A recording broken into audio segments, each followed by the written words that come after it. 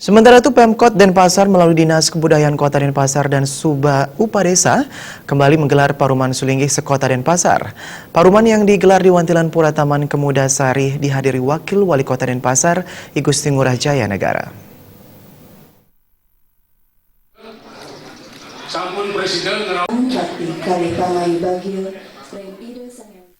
Wakil Wali Kota Denpasar, I Gusti Ngurah Jaya Negara mengatakan, Pemkot Denpasar sangat mengapresiasi keberadaan Paruman Sulinggih sekota Denpasar ini yang dapat dijadikan wadah menyelesaikan berbagai permasalahan terkait adat dan keagamaan.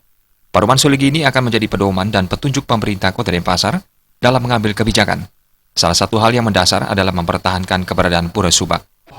Bersama Pak Wali Kota kan tugas kami di Darmaning Negara, makanya kami minta petunjuk kepada para Sulinggih yang ada di Kota Denpasar karena beliau yang memegang melaksanakan dharma agamanya. Sehingga apakah keputusan daripada Sulinggih, tentu itu yang menjadikan dasar kami untuk melaksanakan di Kota Denpasar. Salah satu yang mendasar yang kami lihat keputusan beliau tadi, para Sulinggih itu adalah apapun alasannya kita tidak boleh yang namanya melebur yang namanya Pura Subak itu. Kita benar-benar harus mempertahankan Pura Subak itu. Paling tidak kalau memang tidak memungkinkan, mungkin fungsinya yang masih dalam diskusi menunggu keputusan. Mungkin keberadaan fungsinya itu dialihkan seperti menjadi pura apa. Intinya tidak boleh dilebur ini seperti itu. Ketua Panitia yang juga Ketua Sabah Upadesa Kota Denpasar, Wayan Megananda mengatakan, Paruman Sulinggih kali ini menindaklanjuti Paruman 6 bulan lalu, yaitu terkait permasalahan yang dihadapi Keramat Subak di Kota Denpasar dewasa ini terkait alih fungsi lahan. Di setiap lingkungan Subak, lahan semakin menipis karena desakan alih fungsi, sehingga beberapa pura Subak tidak memiliki pengepon. Hasil Paruman Sulinggih telah menetapkan pelarangan pembongkaran pura Subak di Kota Denpasar, meski kondisi pura Subak tersebut tanpa pengepon.